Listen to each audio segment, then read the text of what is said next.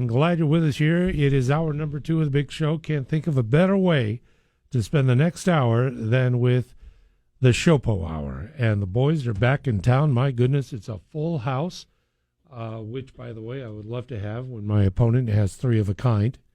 That would be the way to roll. But, gentlemen, I want to thank you so very much for being with us. Brother Nick, aloha to you. Good morning. Thanks for having us back. It's a pleasure. How many hours did you put in this week? So far, I worked a double yesterday, and then, let me see, Friday. So 24, and I'll go back to work after this. Oh, my goodness. Yeah. Yeah, my 3-hour shift. Oh, it's tough. No. Thank you for being here. Thanks for having me. Hey, Brother Steve, aloha to you. Rick, good morning. Thanks for having us. Always happy and grateful to be here with you and your listeners. And it's always a pleasure. There's someone seated to your right. He insisted that he was supposed to join us today. Nick and I, our memory was jogged, and then he made some comments, and we realized who he was. Had to check his papers and whatnot, yeah. And the paper, are they good? Yes. Okay. He's probably very happy that we're not a sanctuary state. Oh, yeah. That would be. Or are we? Well, we are. Yeah. We are. Well, You made it a sanctuary state, trust me. I know. 2019, we did not pass the bill of a sanctuary state. That's technically, but we are. Yeah. We are, without a doubt. If you don't mind. I got to say, happy Monday, Rick. Yeah, happy Monday. Number 1. Number 2, happy Father's Day to you. Thank you, bro. And I got to say, you got to be a happy man. Because? Cubs in first place, So, right? I look at the standings, I think of you, man. Hey, listen, you got to hand me a tissue, please. But as you know, just like when you have a good relationship with a woman, there's going to be a time when the Cubs will turn on you just like that female. And you'll see a losing streak. And you'll see the pitching go bad. And you'll see Nick pay less attention to baseball conversation than he would right now. No, but hey, Yanks are doing fine too. You got Stanton's on. He's actually coming back, contributing. but Boston just we don't kicked talk their about butt. Boston. But they made a dumb trade yesterday. Oh, that was stupid. What was up with that? I don't know. I can see that the most important part of the SHOPO Hour is Major League Baseball. But there's a lot going on in the news. If you don't mind, I'd like to get your take, either as a representative of SHOPO or just as a regular guy. Over the weekend, around the country and here at home, protests were lodged against the Trump administration. There's a lot of demand on public services.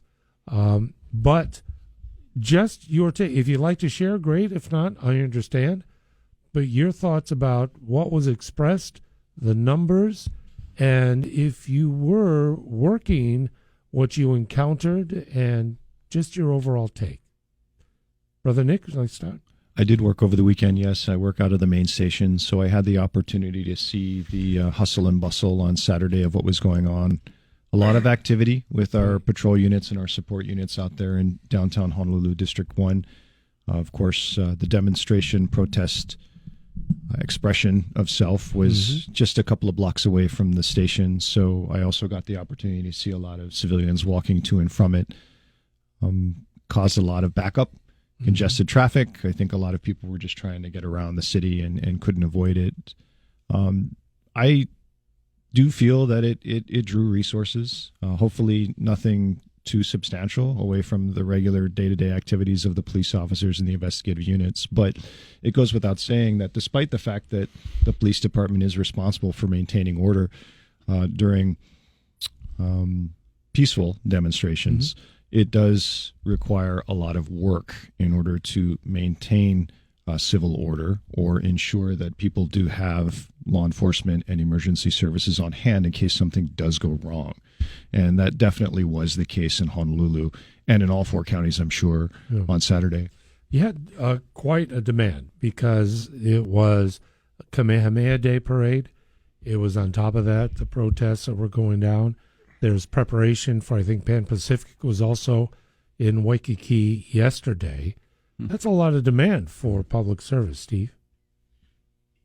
Got to have a lot to say. But I got to be careful, right? Because there's Steve Keogh, just the everyday guy, and then there's Steve Keogh, who represents the men and women of SHOPO at a certain level. So let's talk about here close to home, and this is just Steve Keogh, a guy that lives in Honolulu. Okay. I think it was an absolutely poor taste that protest was held on the same day as a King Kamehameha Day parade. I also think it was an extremely poor taste that right behind all that, the Army was at the Capitol celebrating their 250th anniversary. You want to protest? You want to be heard? No problem. Did it have to be on the same day as every other city around the country? Doesn't Hawaii kind of claim that it's different from the mainland and that there's a certain thing that separates us? I just feel that having a protest on the same day as this city was honoring King Kamehameha and also honoring the Army's 250th birthday, I thought it was in poor taste. So there's that, close to home. And again, the men and women, not only with the Department of Law Enforcement, but with Honolulu PD, made sure that those individuals that wanted to come out were kept safe. There was no issues as far as I know, and everything went without a glitch. Nationwide, in certain big cities, Rick, that we're familiar with, I am really disheartened by what is occurring. And I want to start, if you'll let me, by talking about police leadership in these different agencies. If you are a police chief of a major metropolitan city and you are so concerned about whether or not you're going to keep your job, and I'm speaking directly to the police chief in Los Angeles, when you come on representing your men and women that are putting their lives on the line and you take the role of, let's say, a politician and you don't call balls and strikes and you don't say exactly what's happening, I think you do a disservice to the men and women under your leadership. This is turning into something, to me, this is morphing into something bigger. Again, freedom of speech. You want to protest, no problem. My thing would be when these individuals come together and let's say you have the people that are protesting peacefully and then you have people that are coming in and doing bad things. Why are the people protesting peacefully not correcting the behavior of others, right? And why would you critique law enforcement? Let's just remind the listeners that the National Guard currently is not patrolling the streets in any of our countries. The National Guard has been called in specifically in California to protect federal installations because the local law enforcement is overwhelmed and not able to do it. So let's not present an incorrect fact that the National Guard is walking up and down the streets. The men and women that wear the uniform are doing their best. I've seen different things, and I am really it's disheartening because for the media to say it's not violent, there's nothing to see here, that really frustrates me. And again, the men and women that are trying to allow these things to occur, the officers, the deputies, the federal partners, how many hours are they working? The sacrifices they're making. So my thoughts are with what's happening in our country with people that are have certain viewpoints, and then to the men and women that wear the uniform that are trying to keep everything safe. And then, if we can, Rick, and I'm sorry to ramble on, I don't care whether or not you like Donald Trump. You don't like him, you like him, whatever. But if I'm understanding this correctly, these protests are against what immigration and customs enforcement are mandated to do. My question to people that maybe see it differently than I do would be, if we're going to look the other way at federal immigration laws, can you explain to me then what other laws that keep people safe and we have on the books that we can kind of just look the other way from? For example, someone needs a vehicle. They have a family. They need to get to work. And I'm not being facetious when I say this. Are we going to start justifying things like auto theft or retail theft or shoplifting? I needed to feed my family, so I stole this food. And I'm not minimizing or being facetious, but if you come into the country illegally without being vetted, and people are saying, and why am I bringing this up as a union guy? because I feel that there are dangerous people that have come in, and these dangerous people are going to be a public safety issue, and the public safety threats are going to put more of a stress on law enforcement. That's how I'm tying all this in. But it was a lot. I was not in the best mood, actually, the last couple of days, to be totally honest with you. Brother Mark Criccio. Oh, that's a hard one to follow up over here, you know? No, I mean, to echo Steve, you know, and then what Nick had said, riots and protests, it takes a massive amount of resources from the police department and first responders in general, because you're going to have EMS, you're going to have fire. All these guys got to be on standby. It takes a massive amount of resources. And I was talking to Steve earlier. It's like one good thing about Hawaii is we really don't have the outside agitators come in, because I think the local people won't stand for it. Right? We do have the protesters out there, and I don't even think they know what the hell they're protesting, but at least for the most part, it's peaceful, right? We had APEC when it came to town, right? We had these are the things I dealt with, was the windmill protests, BLM, and all that, but it didn't reach how the mainland was. Why? Because I don't think the local people would stand for these outside agitators to come in. That's a good thing, but again, what are we protesting? What are you protesting? What is this? But our local or our Hawaii contingent, I haven't heard any of them come out and say, out of all the law enforcement that's gotten injured over the past couple of weeks, none of them came out to denounce all the what am I looking at? The violence that was perpetrated on them, yeah. Yeah, none of them came out. Matter of fact, you know, they're nice and quiet when it comes to that, right? What goes to show you, they do not support law enforcement. I've been saying this for years, and I've seen it for years. Our local Hawaii contingent that represents us in D.C., they do not support law enforcement. They'll come out and say, oh, yeah, we support you guys in blue. BS. No, you don't. Show us your actions. We don't care what you say. Show us your actions. But, you know.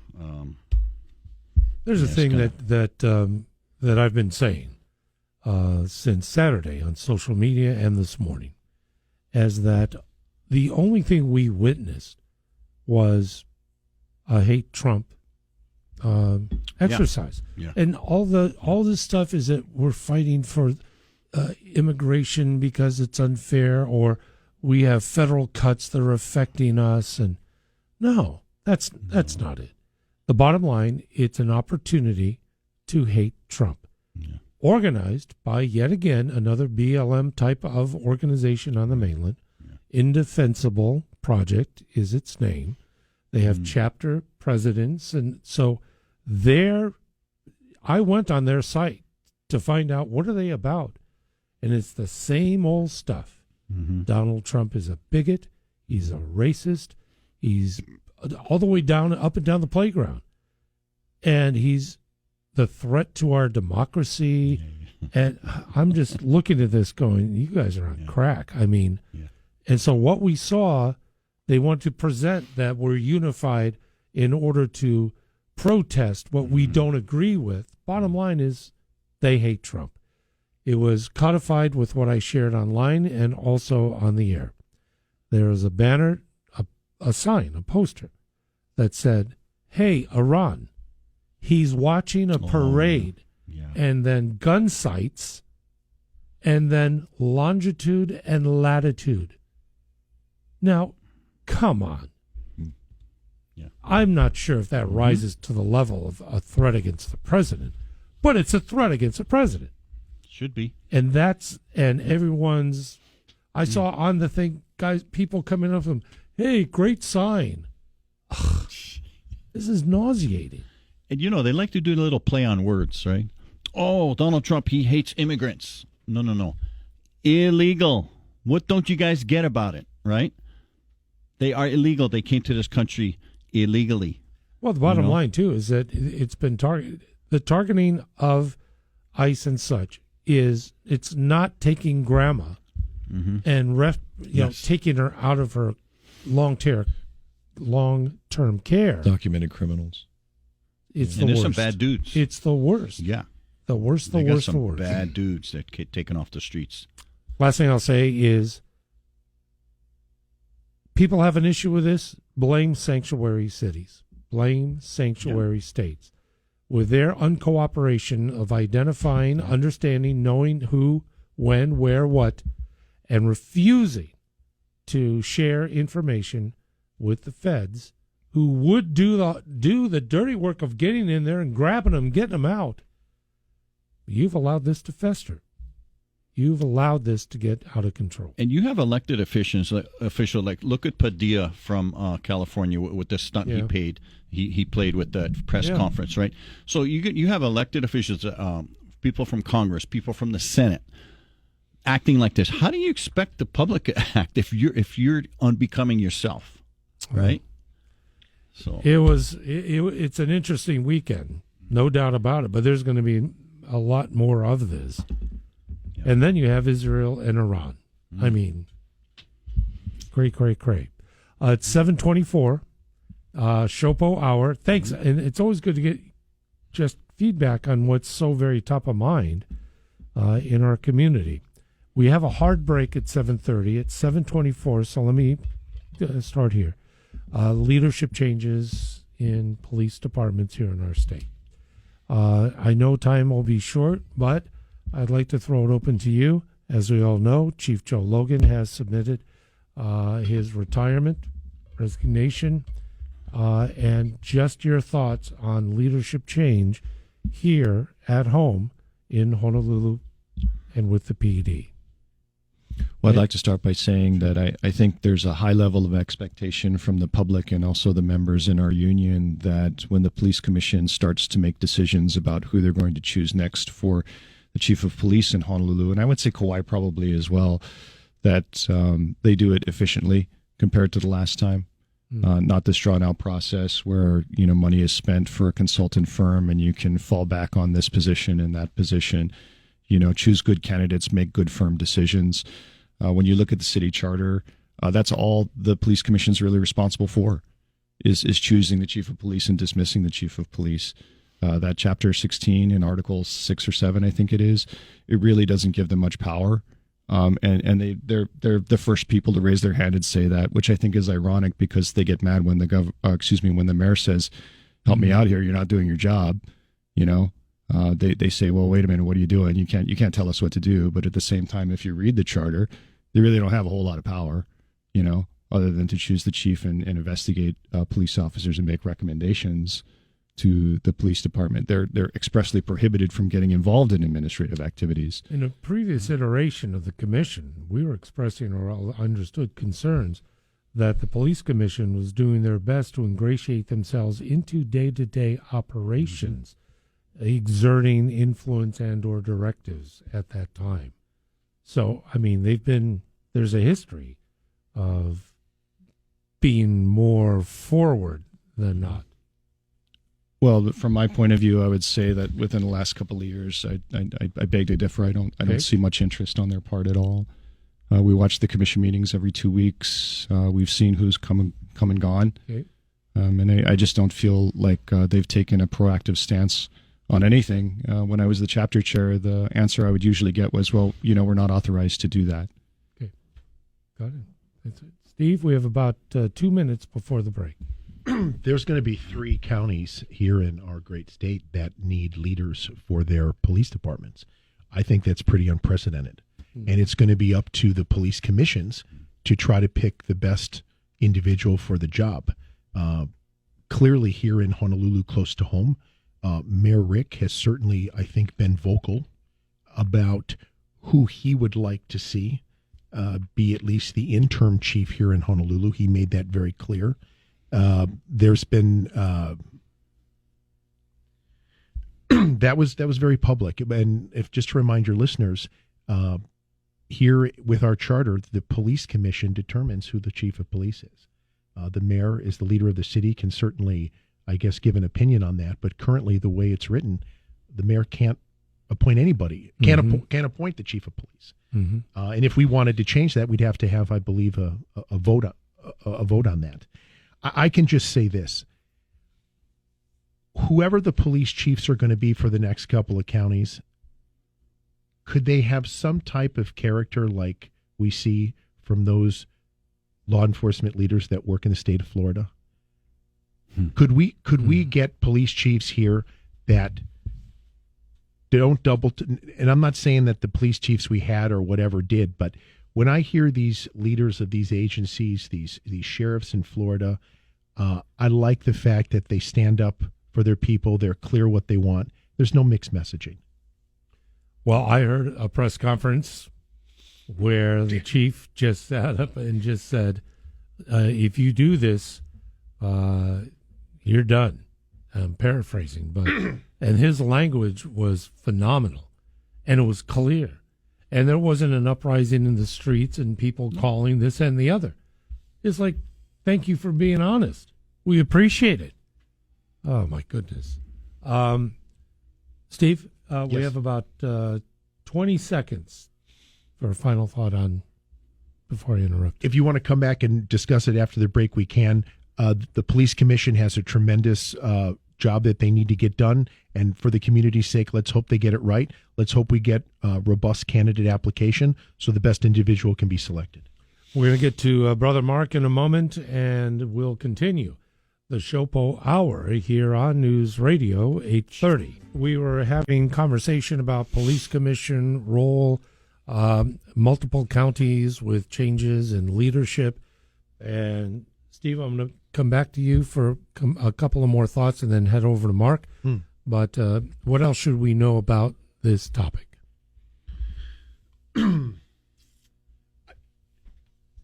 I think we need to get it. I mean, the police chief is supposed to serve a term of 5 years in Honolulu. Chief Ballard did not make it the 5-year term. She chose to leave a little bit early. Chief Joe, I think he's just coming up on about 3. So he hasn't made it the full 5-year term. And remember, the police chiefs here in Honolulu, they could do 2 5-year terms. So if we look at it in a 10-year stint, the leaders of the agency here in Honolulu haven't really, let's say, spent a lot of time at the top spot. Yeah. I think it's going to be interesting to see how it all plays out. I was talking with Bobby just yesterday, and he had shared with me a couple things I'll pass on, and that was for Honolulu, the interim chief application process was completed on Saturday. I believe there was a total of maybe 3 candidates for that, for interim. Okay. Interesting. And then the police commission meet this Wednesday, and it was Bobby's understanding that possibly at that time, from the 3 candidates, that there would be a selection made, and then that individual would start next month, maybe around July 16th. I think Mayor Rick had alluded to something like that, but that's kind of what we're thinking on the union side was kind of going to be the timeline. Application process closed. Police commission for Honolulu County meets this week. They make a selection, and that individual then starts next month as our interim chief here in Honolulu. So, correct me if I'm wrong. I understand that Chief Ben on the Big Island had retracted his resignation from Big Island PD because of the change in the weather in regard to who's the authority of hiring a chief. Yeah. So, because, if Chief Ben put in a resignation for Big Island, he's actually Bobby's classmate in recruit school. And I think Bobby's coming up on 25 years of service the end of the year. So if Chief Ben resigned from the agency he's leading now, and let's say there was, I don't know, something that came up and maybe the Honolulu Commission for some reason went a different direction, I don't know what Chief Ben does to fulfill the 25 year of service. So I don't know. I don't want to totally speculate. I can just share with you that I know that Chief Ben is leading an organization at the highest level, but I know he's not anywhere near 55, and I know he doesn't have 25 years of service yet. So maybe there's that, right? That it's like, okay, well, what if I don't segue over to another agency within the state? Okay. So, Brother Mark. Well, I got to get my finger on the button. when there's a pause like that. Police commission, right? Let's start with them, right? They're not supposed to dictate policy, but when I was there, I went to a bunch of meetings when Chief Ballard was there. They were trying. They were trying, and I know Chief Ballard had to remind them, you do not dictate policy. You do not run my department, right? I run my department. Your oversight. So I know they did try, but, they got to stay in their lane. And I hope all these police commissions, they have a lot of work to do with, what do we got? Kauai, Maui, in Honolulu. We got 3. Yeah, Maui's good. We got Chief John Pelletier on Maui. He's not going anywhere. Okay, but Ben. So if Chief Ben leaves Hawaii, then there would be. But currently, so potentially they have 3 chiefs, but I hope they get it right. Don't go by Mr. Popular or who looks good on paper. Go by, just get it right. And whoever's going to be the next chief for Honolulu, they got a big job. They got a lot of work to do. They really do. What's been going on? I think I got to watch what I say here because I got to be nice. But I think the mayor's meddling too much. I know the mayor. I think he's a nice guy, but I think he's meddling too much. Stay the hell out of it, right? I understand the chief is part of his cabinet. I get that. And you want to, but whatever chief is appointed for you, then you deal with that chief. But I don't think he should be getting in the middle of this, right? It does, and as far as public perception, I don't think it looks good. So I don't know what's going on behind the scenes, for him to say, in his own statement, he said, okay, Chief Moskowitz is going to be interim, but then he says, but he's got to put in for the position. He's got to. And then he talked to him a few days prior or a couple weeks prior, and then Ann Botticelli from the police commission said, she was blindsided, but yet Mayor Rick said he talked to a couple people from the police commission. So what the hell's going on? Get your act together, people. And I've always said this, politics have no room in law enforcement because these politicians don't know what the hell they're doing. They don't know what the job entails. Stay the hell out of it, So it's just, public perception just looks terrible, right? It's just, and I hope the police commissions get this right. That's all I got to say. Yeah. Back to what Steve was saying about the Florida chief, right? If you want to talk about how to boost morale, that's how you boost morale. You come out, you talk, you back up your people in front of the public. You want a morale booster? That's all you need. And that's all these guys guys and gals, the rank and file, they just want their leadership to back them up and support them. You want morale? There you go. For the Kauai Police Commission and for the Honolulu Police Commission, this is really crunch time. If you look again at the city charter in Honolulu, the paramount job of the police commission is to choose the police chief. Everything else is secondary. And so with that said, they got to get it right this time. I mean, they really got to get it right this time.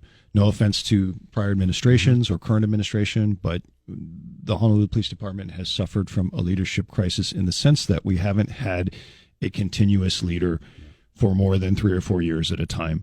And when you lose leaders in short amount of time, and when you lose leaders who have plans who can't follow through with their plans because their goals are 5-year or 10-year goals, your department ends up falling short.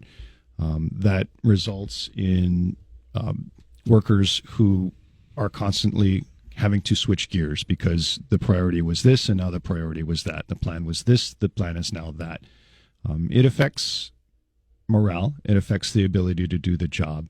It affects the understanding of what the overall picture is supposed to be. So there's a lot of pressure right now, but I'm just going to say it. They have to get it right. And in Honolulu, the police commission has to do it much better than they did it the last time around. Steve? If I could just circle back. So my 2 cents on it is, Mayor Rick is the leader of the city. Do I think the mayor should have a more active role in who the police chief is? Personally, as a citizen, yeah, I do. He's the leader of the city. Because guess what? If something's not going right at the police commission, if something's not going right at the Honolulu Police Department, who is taking the phone calls and having to ask and getting asked tough questions? Okay, is it the chief of police? Maybe so. Would we think the mayor's going to get grilled by local media and whatnot as to what's happening? Absolutely. So here's my thing. I think Mayor Rick has every right to vocalize who he wants, and there's nothing wrong with that. But unfortunately, like we've talked about, the reality is Mayor Rick can't fully control that process, right? And I could see his frustration, because if he's taking phone calls from media and others asking questions like what's going on here, what's going on there, but yet he really doesn't have full control over the police chief per se, I think that's difficult. And for the record, I respect Mayor Rick. I like him. We have not always seen eye to eye, and he would tell you that if you brought up my name. He actually describes interacting with me as a knife fight in a phone booth. So there's that. But I can certainly empathize with where he's coming from. He gets to pick every other department head, but he doesn't get to pick this one. That is what it is. I agree with Mark. I agree with Nick as far as where the commission has to get this right, and everything's done. But I can't fault Mayor Rick. Now, with that being said, he certainly made it very clear who he wants to be the interim chief. He didn't pull any punches, and he was very vocal about that. Now, does that make the police commission maybe feel a little bit weird? Probably so. Right? Probably so. But when things don't go right, the mayor is certainly going to get asked questions about the police department. And I think he or whoever the leader of the city is should have, I think, some input into who the police chief is, because they're going to be working together and whatnot. And I can't remember the last time and I'm not saying this to be inflammatory, I don't ever see the media asking the police commission things that are happening in Honolulu. They don't have to. The commissioners don't have to take tough questions, is my point here. The mayor does. The police chief does. So if the mayor is going to get tough questions, he certainly should have the right to vocalize who he wants. Now, how he did it and whatever, people can have thoughts about that. But and again, if we were going to, we'd have to change the charter, Rick. If we didn't want the commission to pick and we wanted the leader of the city to pick all his department heads, we would have to change that. But to Nick's point and to Mark's point, yeah, the police commission did give Chief Ballard a hard time. They have been trying to meddle. And in some ways, Nick brought this point up before, I don't think they realized the seriousness of not only the retention problem, but the recruitment problem, right? Nick brought up a couple weeks ago that the commissioner was saying, well, haven't you always run the department with less manpower than what you need? So I would say not only do we need to get and I don't want to go down a rabbit hole here. We need to get a good police chief here in Honolulu and the other counties, and we need the commissioners to take very seriously where we're at with recruitment and retention. And sorry to talk so much. No. I just need to circle back on that. That's why we have microphones. And we're at 7:47. Headphones on. We're going to take a call before I got to take a break. It is the SHOPO Hour, and you're on News Radio 830 KHVH, 7:47 in the morning. Let's head out to Eva Beach. Earl, I want to thank you for the call, Earl. Good morning to you. Good morning, Rick. Thank you for taking my call. Sure. Just coincidentally, Honolulu Star Advertiser printed my letter to the editor on what we're talking about. And I'm going to read that letter real quick. Better be short. He wants to amend the city charter to give mayor power to hire and fire chiefs of the Honolulu Police Department. This should never be allowed. In order to limit political involvement with the HPD, a law requiring the Honolulu Police Commission to hire or fire police chiefs was enacted based on historical incidents from the 1920s to the 1940s. The infamous Massey case of 1932 involved too much political involvement in police work. The territorial legislature subsequently passed Act 1, establishing the Honolulu Police Commission and creating the Office of Chief of Police. To prevent politicians from controlling the HPD, commission members are selected in staggered mayoral terms. Do not give Mayor Belangiardi the power to hire or fire chiefs of police. The city council must maintain the present system because power tends to corrupt, and absolute power corrupts absolutely. Thank you for the call. Thank you, Earl, for reading your letter on the air. But the point of that you're writing, understood. Let me get the break in, because if I get started, we're going to go to the top of the hour. Thank you, Earl, for the call. The SHOPO Hour will continue at 521-8383 if you'd like to be a part of the program. Could you share just a few moments with Chief Raybuck, the exit Kauai? There is an interim has been named. Is that correct? An interim has been named, yes. And Kalani K, I believe? Yes. Could you share a little bit about the transition that's taking place on Kauai? We look forward to the transition. We wish the interim chief well. It is definitely a breath of fresh air within the Kauai Police Department. It's no secret that SHOPO and Todd Raybuck did not get along for very obvious reasons. I will say that I don't think that any chief of police on the mainland would have survived either investigation. It's shocking to me that someone of his stature and authority could make racist comments and only get a suspension. It is even more shocking to me that someone of his stature and authority could misplace their firearm and only get a suspension, which goes back to the question of what is the real function of police commissions in these counties and states if they're not going to take action against the one person that they're actually responsible for in a police department. But with that said, the members on Kauai are looking forward to a change. They need it. President Kavako wrote a great response for Civil Beat in their article that appeared over the weekend regarding Chief Raybuck's retirement. Unfortunately, it was not quoted at all in any way, but we released it to the membership on Kauai, if I'm not mistaken. That was the recommendation that we made over the weekend. I hope it was followed through. But, the members on Kauai, I wish them the best of luck with this. They're very optimistic, and we're very positive for a change. Steve? 2 words. And this isn't personal. Good riddance. Mm-hmm. Nick was very eloquent. Bobby put out an amazing piece. But as far as Chief Raybuck leaving the Kauai Police Department, it's not personal, what I'm saying, but good riddance. He approached that community. We don't need to talk about someone that's leaving the job, but I can just say, knowing how he interacted with union leadership, knowing how he interacted with officers, I think that his departure is going to be celebrated. There we go. We'll get to Mark's thoughts in a moment. Let's get to Mike, who joins us. Mike is Diamond Head Side. And Mike, good morning. You're a part of the program today. Thank you much, and good morning. Good morning to you, Rick, and your 2 guests. I'm going to get off topic here. I know you're discussing about finding a new chief of police and so forth.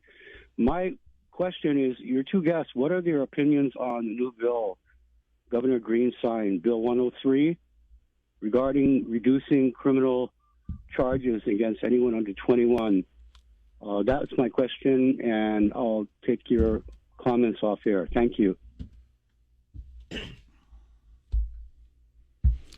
I'm looking right at Mark. Do we have 3 hours? Well, I mean, Mike, thanks for your call, and thanks for bringing this up. We were talking about this prior to the show, and it's like, this bill is absolutely asinine.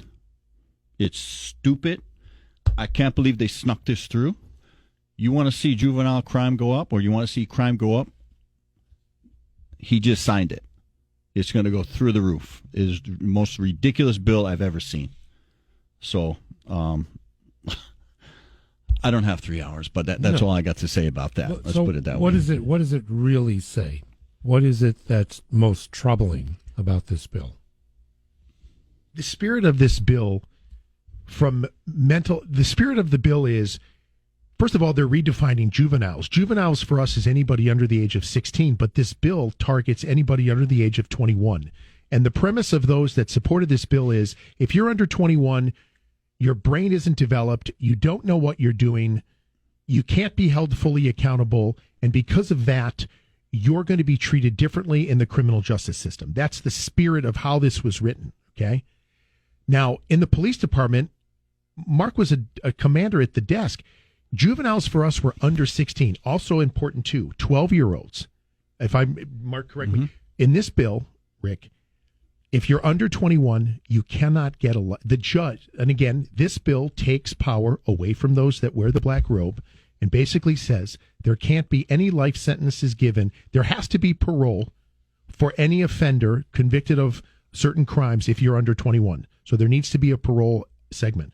Also, it says, and help me out, Nick, right? If you're under 12, you can't be arrested. You can't be arrested at all under 12. It would ban the arrest and criminal treatment of any child under 12. Goodness. Okay. Nick, your thoughts? Pretty shocked by this one. I mean, I understand that there is a concept of being able to understand what the severity of a crime is when you're a young adult or a younger person. I get it. And I agree that at a certain age, there's a lack of comprehension for that. However, I don't think there was much thought put into this. I don't recall hearing any discussions within the police department that I work for over this. I don't recall any testimony from my police department over this. So I'm blindsided by it, and I hope the public is ready to accept this, because when I was a beat officer, a patrol officer, I went to elementary, intermediate, and high schools all the time because there were criminal cases being made, and often they were criminal cases of child-on-child violence. So we have to accept the fact that we may have to surrender the possibility of having justice for that, and parents are going to have to seek some type of civil action against each other for however their children were slighted or victimized. As we had recently with the abuse of that challenged young lady over in, I think, Wahiwa or Waipahu, vigilantism. I mean, we saw people that were pursuing the doer in that story. I mean, there's a level of comprehension among some parents. That's all I got. They're not going to, you can't get it's on me. I got to figure this thing out. I think that's the big entree. We have just about half a minute. Go ahead, Mark. Real fast. This was quoted. The scientific community, legal and psychological community support this. Punishing a child that doesn't fully understand the consequences of their action makes no legal sense. This is the idiots that are putting this bill in. This is their mentality. Steve, the Steve Alm and his team, the prosecutor's office here in Honolulu County, were against all forms of this. They spoke out against it. So the prosecutor did not want this, and the lawmakers went a different way. Brother Nick, Brother Steve, Brother Mark, thanks so very much. We're already at the top of the hour. Fast today, Rick. Appreciate it very much, Thank boys. You. Thank you indeed.